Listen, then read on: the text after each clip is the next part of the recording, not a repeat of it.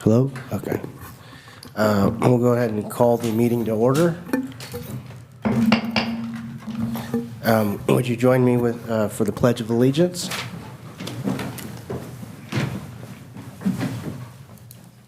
Allegiance to the flag of the United States of America and to the republic for which it stands, one nation, under God, indivisible, with liberty and justice for all.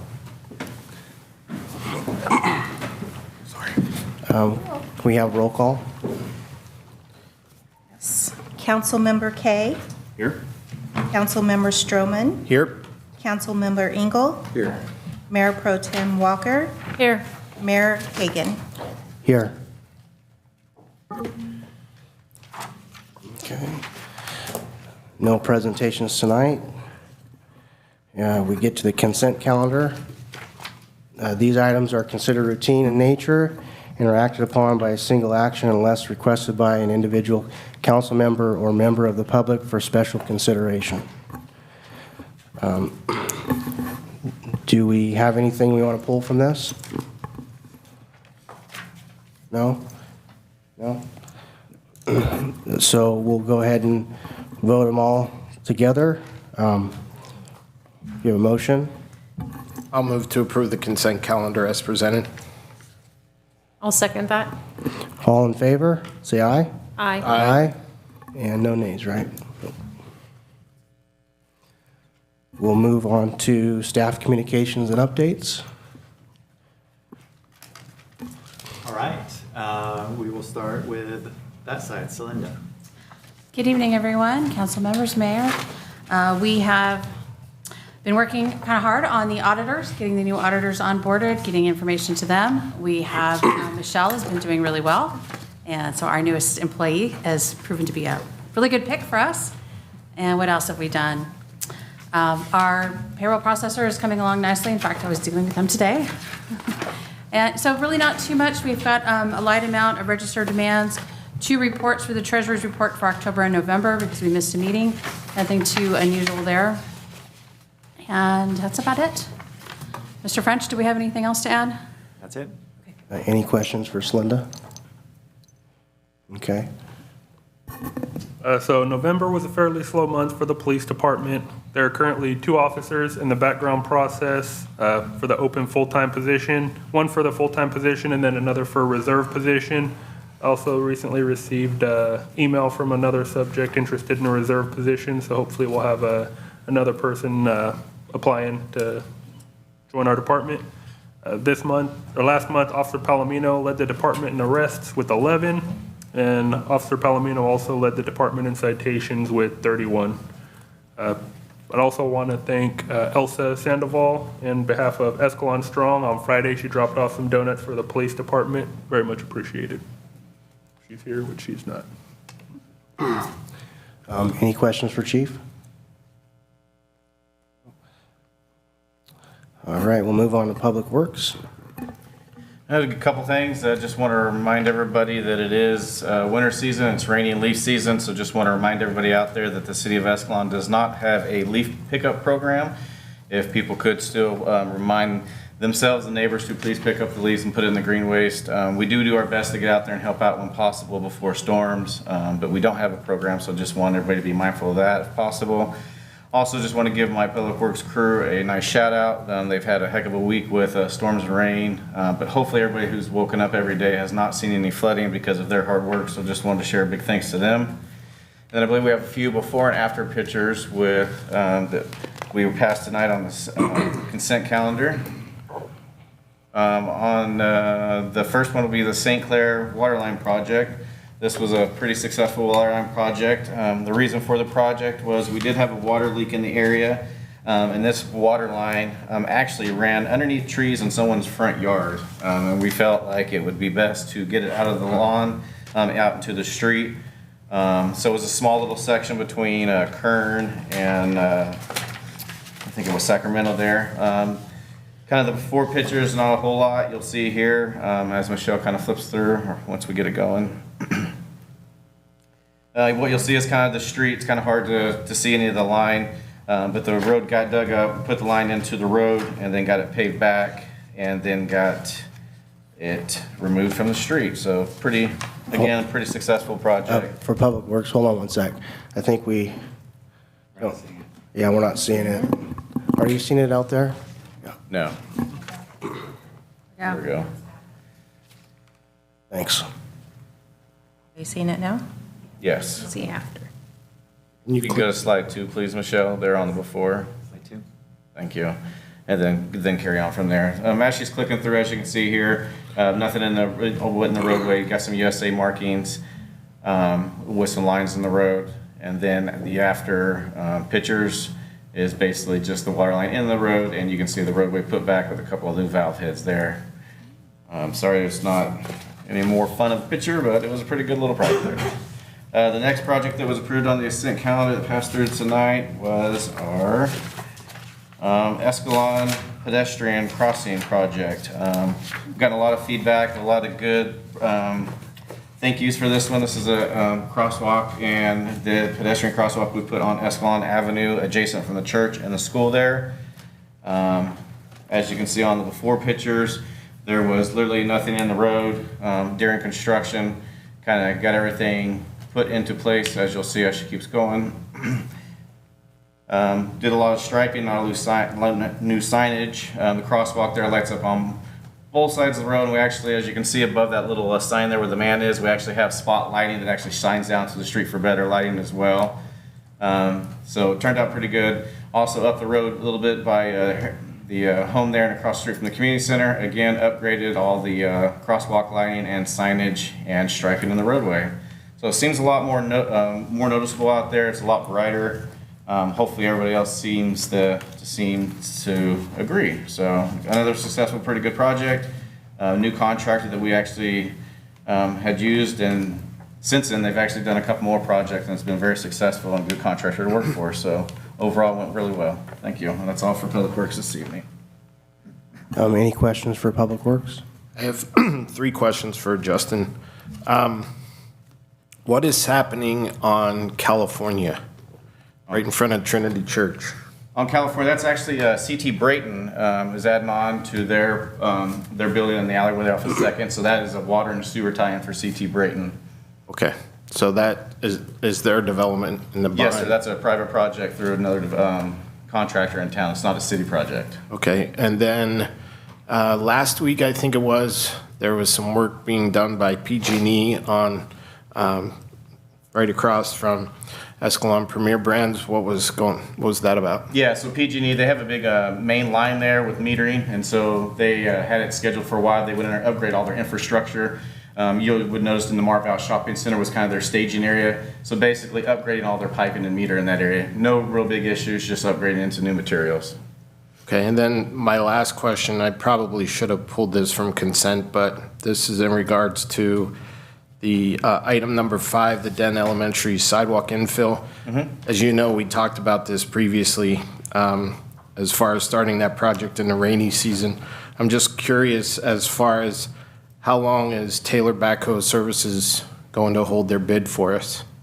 You know, I can't really speak to that. Maybe Mr. French can speak to that, but I do know that next week we do have a pre-construction meeting set up where we will be getting more details and information from them, so I could relate and get back to you on that. Okay. But I don't have an answer for you, to be honest with you. And we have talked to them about, the potential rainy season. It is sidewalk, and so you have a little bit more ability to do work in the rain versus a wide open street. But contractors have various levels of busyness at certain times, and so they may want to push it out until a future season. So we gave ourselves the most flexibility possible. Start it early, be able to push it if we need to, or if they need to, but also being able to start it quickly if we could. So we have talked about it, just like with Valdepena, we, I think, timed it well where we didn't get too much rain throughout the construction. So we will keep an eye on this one as well. Just, looking at the scope, there's a lot of impact on some folks' front yards, and especially moving into the holiday season. Obviously that work will probably begin after the first of the year, but Definitely. don't want to get hit with a delay Sure. as well. So that's it. Okay. Anyone else? Any questions for staff? Actually, sorry. City Manager, do you have? Yeah, just a couple of items. We were notified by, Justin brought up street sweeping, we were notified by Jilton that come the first of the year, they'll no longer be providing street sweeping services. It's just not cost effective for them anymore. We are working diligently to try to figure out what our next step is. We did not get a great deal of notice, not a complaint, just want everyone to know. We do actually have a street sweeping unit, so if worse come to worse, we could do it ourselves in the interim.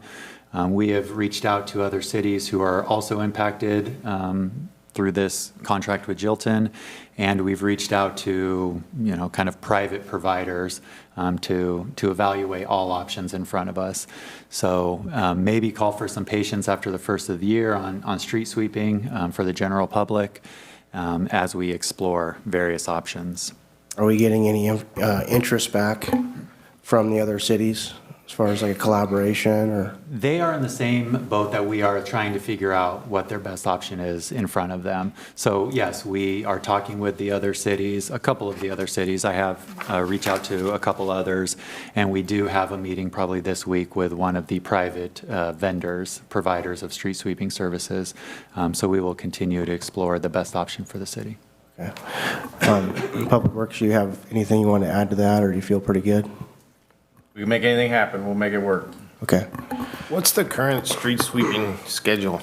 Well, the wintertime, it's basically every day, but on general, it's on Tuesdays and Wednesdays is when the street sweeper comes in. So obviously that schedule will change slightly with our availability. We will make it a priority, but we also, have sewer and water issues that may pop up that may take us away from that. But in general, Tuesdays and Wednesdays are when people expect street sweeper to come by their homes. During the stormy seasons, it's twice a month, every other week. And then during the stormy seasons, it's once a week, Tuesdays and Wednesdays, as Jessa mentioned. If I can make a request, if we get in a bind, I would request to see Mr. Collins in the street sweeper. Yeah, no problem. If that's what I need to do for the day, I'll street sweep all day long, please. As long as you don't wear that that hat, problem. I think I don't want to scare away the little kids. One last item, just looking into the future, fantastic problem to have. We get a lot of usage at Hogan Park, and we start to see after, the full 4 sports seasons, we start to see a lot of wear and tear in the grass areas. Each year we try to do what we can to bring it back, and we even, as of today, we're closing the park down just, temporarily to let it try to grow. We reseed it. We're just not making progress on that. So Justin and I are exploring various options to see what we can do to get the grass sort of back to its full health there. We have other conversations and hopefully being able to use broader fields across the community. But just to let you know, we are exploring kind of how to repair that turf to its glory days. Are we still plugging them or thinking about that kind of stuff, or? Yeah, 100%. We will be aerating this week. We tried getting on there today, but today and most likely tomorrow is going to be too wet to do so. But aeration and fertilization will be coming very, very soon besides all the other prep work that will be needed, yes. Okay. Any questions for staff from the audience?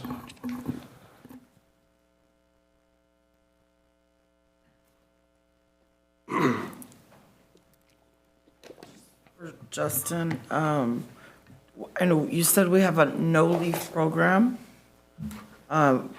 Is there an emergency public works number that we should be calling if there is flooding as a result of somebody not clearing the drains on the street? Yes, definitely. So 24 hours a day, 7 days a week, call Escalon Dispatch, the Escalon Police Department Dispatch, let them know what's going on, and they will dispatch out to our on-call person or myself to let us know what's going on, and we will come out right away.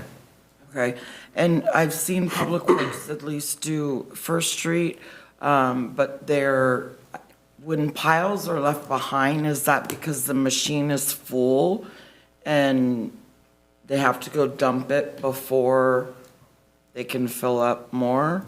That does happen on occasion. A street sweeper will be picking up, they do pick up leaves as they go, and when it does get full, it will tell them, and sometimes it will leave a little behind, and they will go dump and come back. Again, our crew will go out. We were out last week on 2 days picking up leaves with the backhoe and dump truck when it's really bad, but we just can't set a schedule on that. But we definitely try to get ahead of the storm when it is bad like that. And if you do see big piles, let us know. We'll do our best to get there to get it taken care of. Okay. Also, the last for the crosswalk by the high school, does that flash It does flash, yes, on both on the sides. sign or also on the road? Just on the signs themselves. Okay, all right, thank you. You're welcome. Any other questions? As far as the leaves, several times in the newsletter, we get a little blurb about don't blow your leaves into the street to begin with. And it seems like this year, once one person starts it, everybody's doing it. And as it's been stated, it goes directly through our system into the river. So if there's any way we can enforce that, reinstate it some more. Sure. That's a little late this year, but I mean, during the whole year, long clippings, everything gets blown out in the street and then it all blows down the road.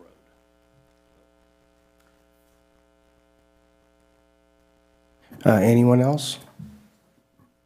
Yeah, anyone on the online?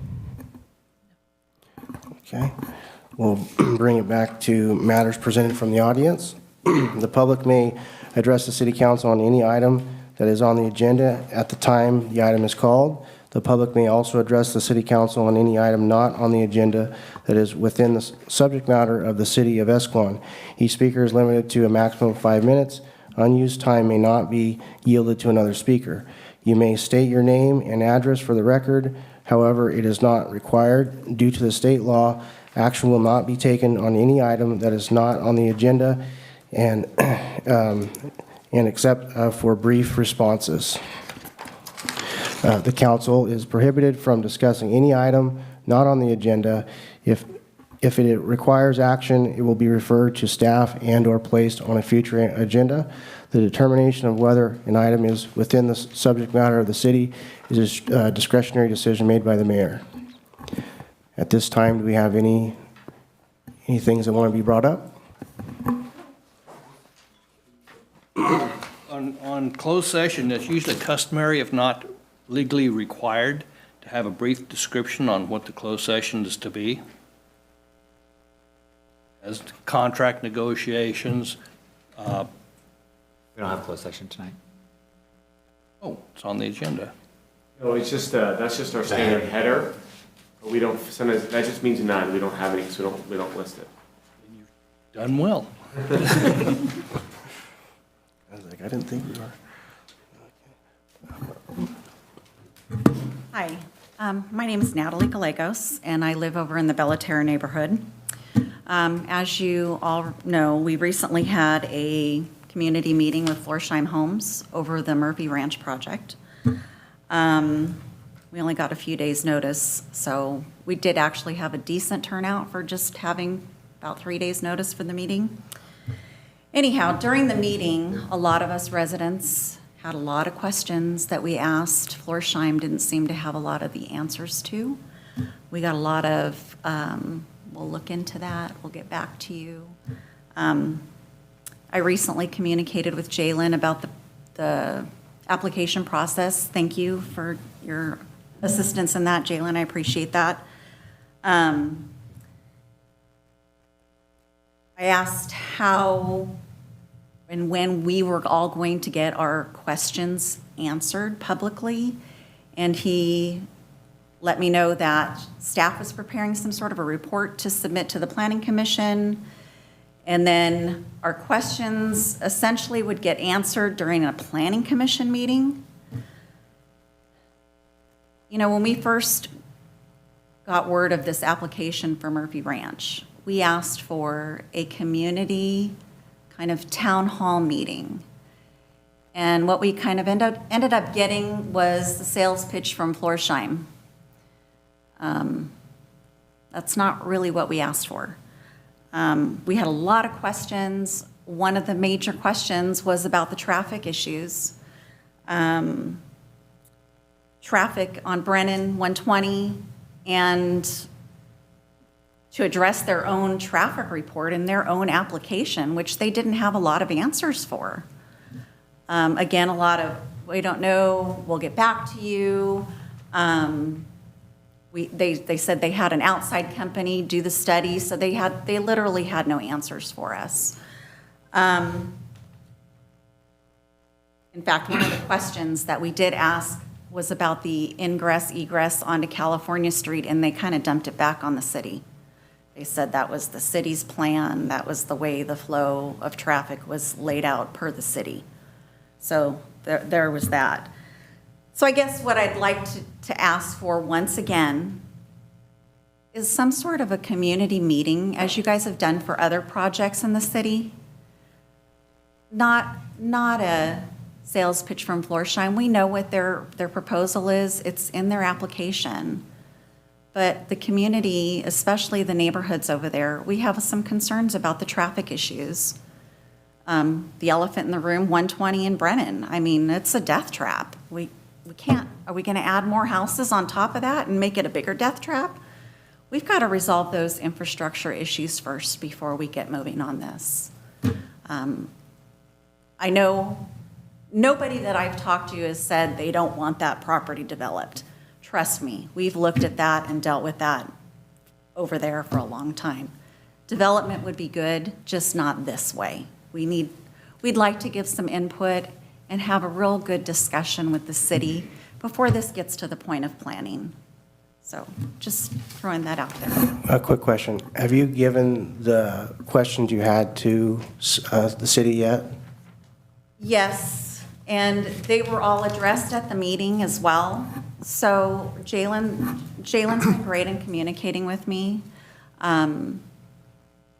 But I don't think we should wait. I mean, we asked for this meeting. The community asked for this meeting, and it ended up being a sales pitch from Florsheim. You know, we know what they're offering. We know what they want to do there. But that's not really what the community wanted to talk about. We wanted our questions addressed. We wanted our concerns addressed. And not all in a negative way. Like I said, nobody that I've talked to in my neighborhood anyway is against development there. Just not this way, this much, this fast right now. There's a lot of other things that should be addressed first before we do this. I mean, that's the entrance, that's essentially the entrance to Escalon. And for the last 20 years that I've lived here, it's been a death trap and an eyesore.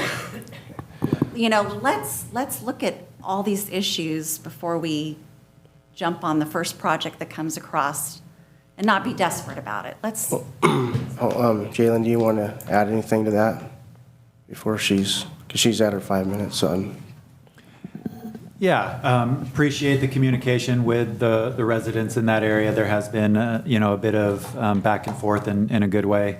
The general process is as was stated, and I understand the comment here about the community meeting and maybe wanting something different, maybe more of a working session with staff where, we could answer questions. I think the process generally plays out like it is. An application is received. We did hold a community meeting. I think we got really good input on what were the concerns of the residents. We will now incorporate those into the review of the application and then, the Planning Commission deliberations, right? The staff report and then their discussions. The Planning Commission will either take a couple meetings or recommend approval or denial onto the city council, and then it's on to the city council to deliberate. All these are public meetings. But again, I recognize the request to have more of a planning level workshop discussion prior to it getting to sort of the approving bodies. we can consider whatever is requested. It's not the typical process, but it doesn't mean it can't be done. There's a reason why the process has been established. Can I say one more thing? And I understand that. Excuse me a second. As long as it's fairly quick, because it's I understand. part of the meeting where we can't really go back and forth too My much.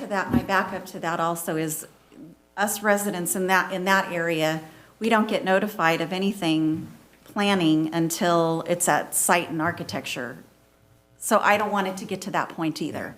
That's why I'm trying to get in front of this. We'll look into it in the back and get back to you on it. Thank you. Okay, thank you for your time. But that is a great point.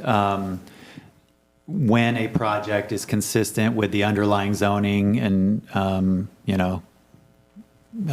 general plan designation, there's just site and architecture, and there's limited things that is under the discretion of the approving body.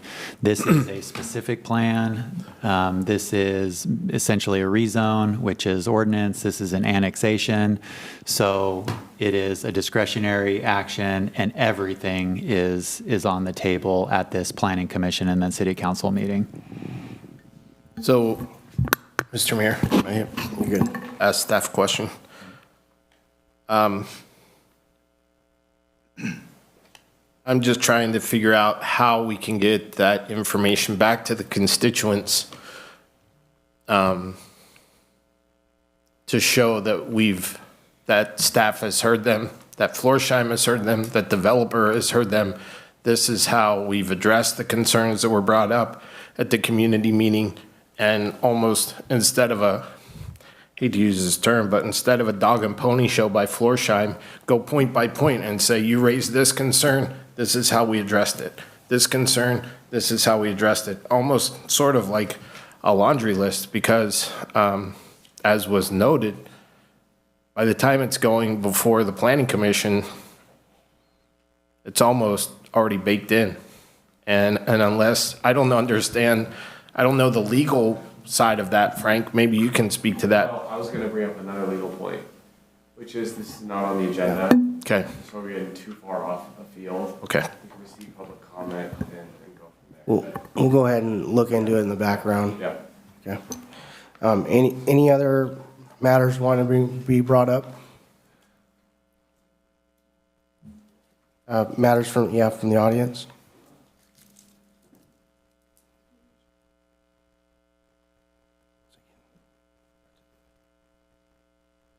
Evening, council. Couple things I want to say for Officer Geck. He is doing an awesome job patrolling First Street. He is at it every day that I've seen him out there, doing a great job. Something to consider, I know the Chamber of Commerce usually does I assume, the planning of the parade, which I want to thank everybody. The kids had an awesome time. Just a safety issue is maybe thinking about getting a rope that goes along to hold the crowd back. Every year, it never fails. I'm out there like this. These younger kids are not, their parents are in the back and they're running to get candy. We've got older kids blocking them. They've been sitting there for hours waiting. It just would feel a whole lot safer as a parent if there was some sort of barrier between the children and these vehicles. As you all know, or maybe don't know, there was a tornado that hit down in Scotts Valley on Saturday, causing a just crazy amount of damage and vehicles being displaced. I'd like to know where I could find our city's natural disaster plan for if something like this were to happen here. I understand we are not under contract with the Red Cross, and I believe they are not a government agency. They're a nonprofit, so they really have the right to tell us what to do with our disaster. So I'd like to know what the backup plan is for the city and our residents if something were to happen here. The The flashing lights on, the high school, is it possible to, or what would be the process to get something similar at El Portal, but on the street? I don't know how many of you are aware, but the children, my son being one of them, just made the 7th grade basketball team. Practices at 6:15 in the morning. We are literally 3 houses away, so it's kind of ridiculous for me to drive him, but it is still pitch black. As the city manager and Justin are aware, James and First Street is already pitch black during the dark hours. And again, safety for those kids. There are many of them that are walking to the middle school to get to practice. If that's something that we have in a budget, or I don't know if we do that, or Caltrans, or some, who does that, but that would be something if we could look into. And then, last thing, but a very important thing. I don't know how many of you are aware, when you put in an address coming into town, that you need to make a right onto McHenry. And I don't know that this is all GPS, but there are specific GPS devices or companies that are having you make the right at the railroad crossing. We had another accident after somebody was unalived, I will say, on this same railroad. It is incredibly concerning to know that GPS is directing cars to make that right, which could be the cause of these accidents that we're seeing with the train. It seems like it would be a simple fix to kind of have a system where one arm goes down and the other arm, comes up. I don't know what that would entail, but even a sign that says no right turn, or, turn after tracks, something to alert and really take accountability for our responsibility in these accidents and try to prevent them from happening in the future. Thank you. Thank you. Let me make just a quick comment about that accident. Yeah. I was actually there. I made sure that car was clear before the train hit it. That was not a GPS issue. She turned right where she thought that she saw a road. That was not the case. It was not a GPS. I can tell you the last one that I saw stopped on the tracks, same scenario. They thought that it was a road and they turned right. It was not a GPS issue. What I did consider at that moment, it's my first time ever seeing a car get hit by a train in person, quite a shocking experience, is the possibility of maybe lighting up those tracks in both directions. That was something that it crossed my mind. So, I don't know where exactly we land in the purview of that, but that was kind of my take on that subject. And just because I was there, I wanted to tell you that definitely was not a GPS issue. You could bring that up in council communications. Any other people that want to talk for matters from the audience? Anyone else online? All right, we'll go ahead and bring it back to the dais here for public hearings. Okay, thank you, Mayor. The item before you, number 9 here, is introduction and waiving, if the council chooses, the first reading, and to hold a public hearing to consider adoption of an ordinance as it pertains to making the city's code consistent with state law as it pertains to ADU law. So it'd be actual change to our code, chapter 17, section .41. So 2 state laws have been passed recently and are supposed to take effect January 1st. The state laws pertain to ADUs, and they're a little convoluted, so I'll just kind of read through them. They have three impacts. AB 2533 deals with unpermitted ADUs and JADUs. So JADUs are junior accessory dwelling units within a home. ADUs are typically freestanding and separated. So state law already talks about unpermitted ADUs and JADUs, but this legislation makes it harder for a city to deny a person who wants to bring an unpermitted ADU into a permitted status. Basically, by expanding the above prohibition to include JADUs, which weren't previously included, moving the construction cutoff date from January 1st, 2018 to 2020, so again, making that easier. And then really, the city has increased burden and onus to say that it is a definitive health and safety issue, that it cannot, come up into a permitting status. The second piece of legislation that deals with two separate issues. One is in regards to the replacement of parking. Again, it is reducing the barriers to providing ADUs by not requiring as much parking. Previous state law prohibited cities from requiring parking in a converted garage or other structure. This is prohibiting the replacement of parking for any outside, non-structured parking spaces.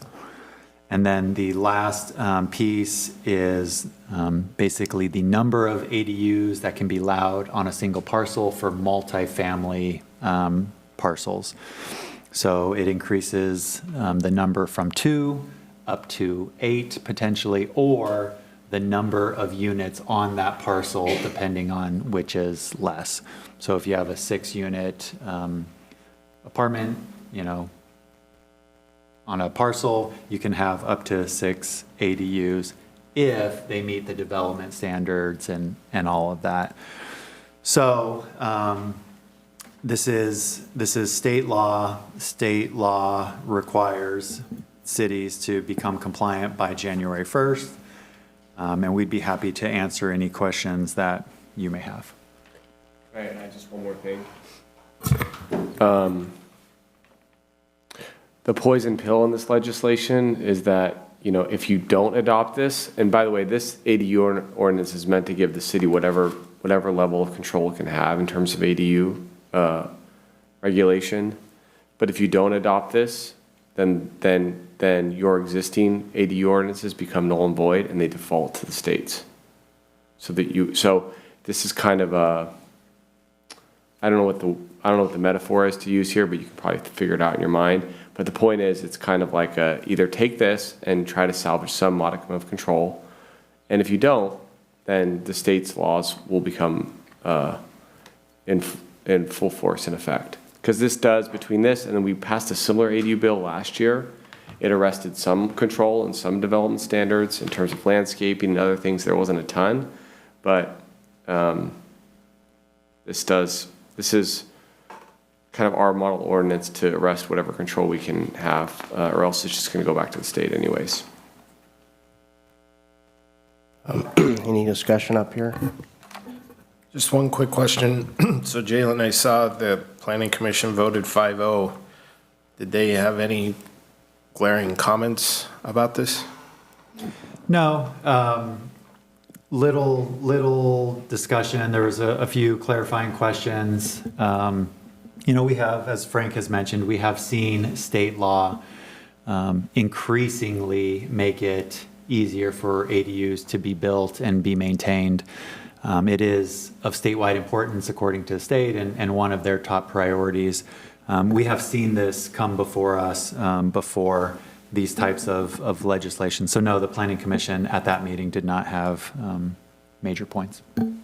For the public, can you let us know how many ADUs currently exist within the city? We currently have 7 known and permitted ADUs in the city. Roughly one a year, right? Something like that. So may I ask for clarification? So what you're saying is that if we do not accept this, it goes back to the state. our standards like setbacks, landscaping, all of the things that we actually have on our books in city code, those would be null and void, and they would go and revert back to state's standards of setbacks, whatever they have on their books. Is that correct? That's What we're pretty saying. much 100% correct. Our city's current ADU ordinances will become null and void as a matter of law, and it would default to the statutory standards set by the state without any local regulations governing height, setback, landscape, and architectural review that we at least would have now. And I have another clarification request, and that is when we are building a single-family residence, we do require covered parking, is that correct? That is correct. Okay. And so one could just put up a single-family unit, covered parking, and then immediately just have that as a junior ADU, and it would not have to replace. So we're essentially saying it doesn't need, we have to build covered parking. It does not have to remain covered parking. Is that correct? Yeah, under prior legislation, not even this one, under prior legislation, a new single-family home built, converted the garage into an ADU, you would not be required to replace that covered parking. Correct. Or at this point, a carport, if you took that out and put another, Yep. okay. With that for a second. Any other thoughts on this up here? My understanding of reading through this is that if it defaulted to the state law, essentially you could have somebody build 4 ADUs stacked right on top of each other, right on the back fence of your house or your neighboring fence line, correct? Whereas right now our easements and setbacks would still remain in place if we were to adopt this as written? Yeah, we would lose setback control. Yeah. Councilmember Engel, anything? No, I mean, I think this one's a slam dunk here. Kind of a rock and a hard place. Out to the audience. It is a public hearing. So we open the public hearing. Oh, I'm Open sorry. the public hearing. Open the public hearing. And then just a housekeeping, when we do, if we ever get to a vote, just to be clear, just do it all, because I know you're still new, so I'm just giving you some coaching. Do all in favor and then all opposed, so we have a clear record. If there, don't just assume there are no's, just say all in favor and all opposed. Thank you. Thank you, sorry to interrupt you. We won't count that against your time. Oh, that's okay, I'll be short and sweet. Thank you, hello, good night, I mean, good morning, whatever. It's past my bedtime. Sherry, y'all know I live by the high school. So my question is, when I purchased my home almost 14 years ago now, there is an existing ADU, which I'm sure was not permitted, but it is a functioning and up-to-code ADU. So how would this affect me? I haven't heard that. Being that I don't know, I purchased this, so to me, it's as is, and I'm, you know, when I purchase it, I'm like, okay, I'm legal, but I don't know that it was permitted. And, you know, now I'm the current owner, but like I say, it's been, you know, in my possession almost 14 years now, so I don't know where this puts me.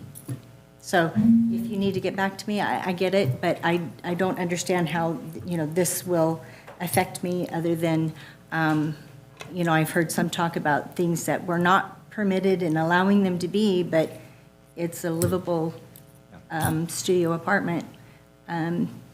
It didn't take away any parking, and I have plenty of parking. Y'all could come park in front of my house and in my yard, and we'd have room. So this would have very little impact on you if it was truly not permitted and you sought to get it permitted. The city would have less ability to disallow you from doing that. So it would have little to no impact on you. Okay, and now my ignorance, do I need to have it permitted? I mean, it's already there. You see, so you might have to get back to me on that one, okay? I'm going back. So there are two, just to be clear, there's two separate issues. We're talking about a matter of planning and zoning. This would affect planning and zoning for new projects and new development. But in terms of building code compliance and admitting that that's a whole nother issue. So here's a plug. So I'm really ignorant with that. Yeah, okay. I'm going to go back to my corner now. Yeah. I'll see you tomorrow, Sherry. I'll make sure not to answer them. Anyone else? Anyone online? Okay, so I'll close the public hearing and bring it back to the dais. Anything else you guys want to discuss before we have a vote? Mr. Mayor, I will motion to waive the first reading by title only for ordinance number XXX, amending section 17.41.140 of the municipal code regarding accessory dwelling units and junior accessory dwelling units to comply with recent changes in state law, and find that the action is statutorily exempt from CEQA under section 21080.17 of the Public Resources Code. Do we have a second? I'll second that. Okay. All in favor, say aye. Aye. Any no opposed or any opposed? No, okay. All opposed? Any opposed? Any opposed? No. No. Seeing none? None. Okay. We'll get there. We'll get there. We'll get there. On to administrative matters, number 10. Excuse me, thank you again, Mayor. This is an administrative step associated with the now passing of Measure P, the city's local sales tax measure. This is, in essence, coordination with the State Department responsible for administering the sales tax, CDTFA, or the California Department of Tax and Fee Administration. So we will pass a resolution authorizing the execution of agreements with CDTFA so that they can administer the tax. We give them certain permissions to view documents and to work with our staff to administer the tax. They have requested that the city complete and return these items as soon as possible, but no later than December 27th, of which we are meeting that deadline if it's approved today. So really, that is the end of the presentation, and we'd be happy to answer any questions that the council may have on this. Anyone up here at the council level have any questions? Just a comment, and that is to our constituents, and looking at the voting results for Measure P, it passed with a wide margin, so we thank you for that. And I can't speak for my other 4 council members, but we will do our best to be good financial stewards of that extra 1% sales tax, and we appreciate you supporting us on that. I'll take it out to the audience. Anyone in the audience have questions or want to bring something up? Any online? I'll bring it back to the dais.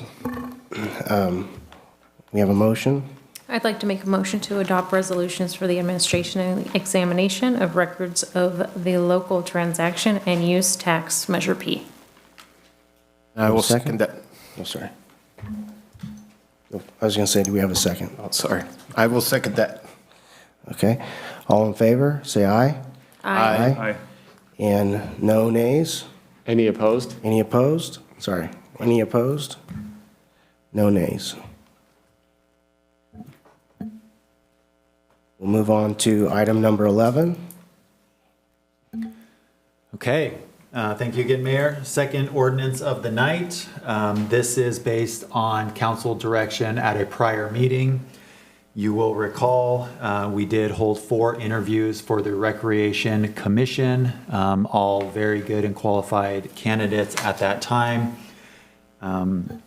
There is a current provision in the code that states that of the 5-member body in the Recreation Commission, all have to live within the school district but 3 should live or shall live within the city limits. Based on the applicants, the council decided that that provision is maybe not in the best interest of the city to ensure that we get the best candidates possible. And the council directed staff to bring forward an ordinance amendment that would change that provision from 3 within the city limits, residing within the city limits, to 2 residing within the city limits, meaning that 3 could live outside of the city limits, but within the school district boundaries. So that is the item before you. Any questions or discussion up here? One quick one. So if this goes through and we amend the ordinance, will we go through the interview process again to allow Mr. K an opportunity to hear from the applicants? I think that is completely at the discretion of the council. You are right, we do have a new council member. On the other hand, the interviews were not that long ago, so really at the discretion of the council. It's my opinion, but I think we owe him the respect that he deserves as a council member to at least listen to the applicants. Let me ask a quick question for Councilmember Kay. Do you have is it disrespectful, or do you have a problem with just watching it on the YouTube? I am more than happy to just watch the video and not waste the city's time or money going back through the interview process, but I appreciate the consideration. Any other questions up here? Any questions out in the audience or statements? This issue's come up before, and basically how past councils have looked at it is, if you have more people making decisions about the people in town that actually live in town, you might start having an issue, because people out of town don't have to abide by what they require for the city of Escalon. In other words, they don't have a dog in the hunt. You can always find somebody, that will do it from within the city, because excuse me, the planning commission makes decisions for the people within the city. For the majority from within the city. It's a matter of, what's the word I'm looking for?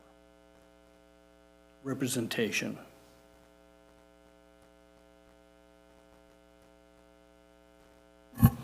Any other questions or statements? Any online? We'll bring it back for discussion. Just a clarification, this is for Recreation Commission, not for Planning Commission, so I just did want to clarify that. Okay. Okay, thank you. Mr. Mayor, I will motion to to waive the first reading by title only of ordinance number XXX, amending Chapter 2.17 and Title 2 of the Escalon Municipal Code regarding the appointment of the rec commissioners.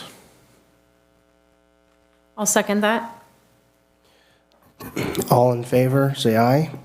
Aye. Any opposed? No nays.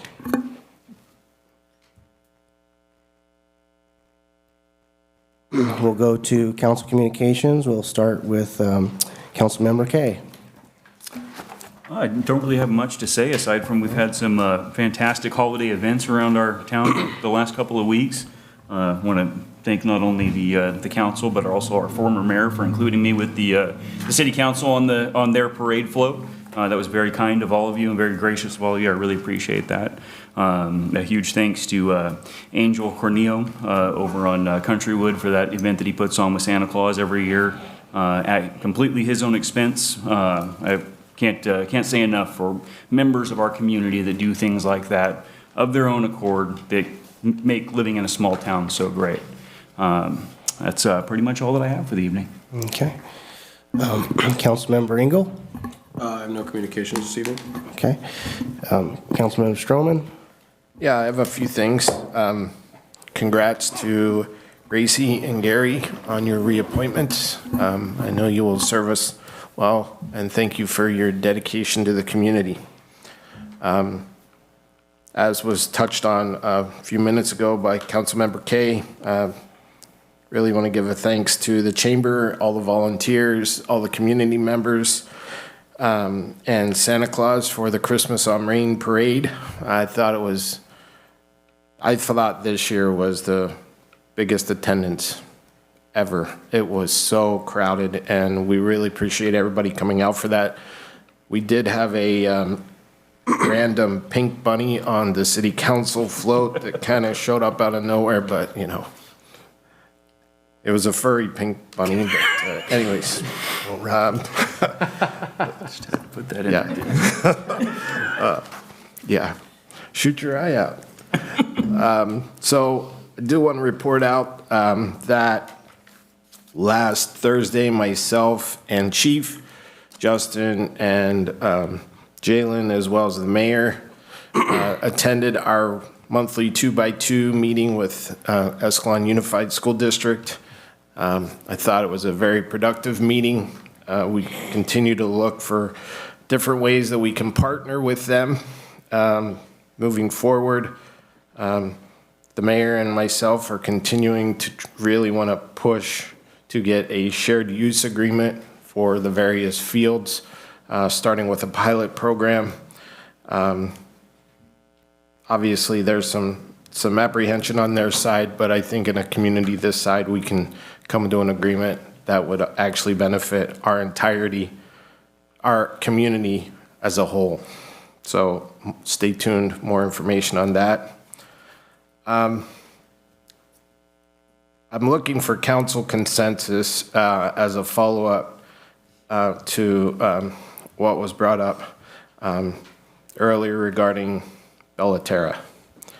I understand we have the process and we have the planning commission process, and then it comes before council. But as was noted and based on my experience at the planning commission, if we wait to follow up with the residents at the planning commission meeting, you're basically forcing them to read the agenda within 48 or 72 hours to have all their questions answered. And so I'm looking for another member of council to just add this as an agenda item to just try to find a way that we can get back to them in an open forum. I don't know if we can do that legally, Frank. I'm looking for input from you. But typically, if it goes before the planning commission, it's already baked, and we have a responsibility to respond back to our residents. So how do we do that legally? I mean, I think you can have whatever you want to call it, engagement, outreach type discussions, whatever. We just have to, I think it's worth, if the council's, I mean, I think we can discuss the limitations if this gets agendized as a future discussion. I do think it's, whether you agree or you disagree, or they disagree or we disagree on this end, it's important that their voices are heard, you know. So I would second that. Thank you. Thank you, Mr. Mayor. And last but certainly not least, I just really want to wish all of our residents a very happy, safe holiday season.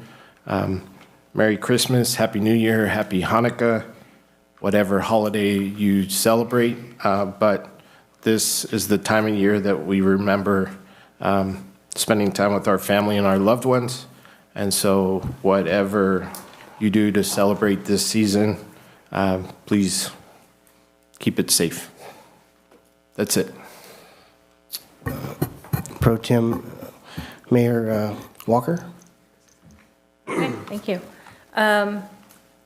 First, just like to second some of the other counselors. We had a great Christmas on Main.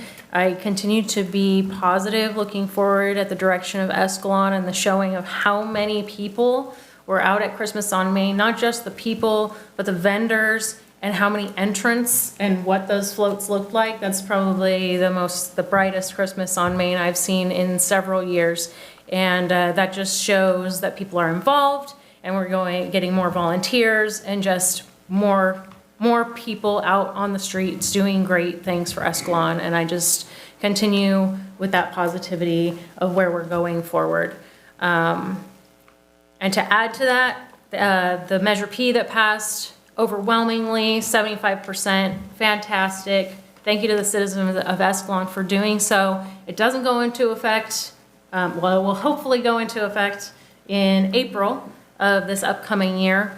But if we're going to have this sales tax measure, I guess the next step would be to make sure that we continue to shop in Escalon and to bring more people and more businesses into Escalon. So in these last 9 days to the holiday season, for Christmas and ending out the year, just remember, if you have to get that shopping done, please remember Escalon, please remember to stay local and get that going.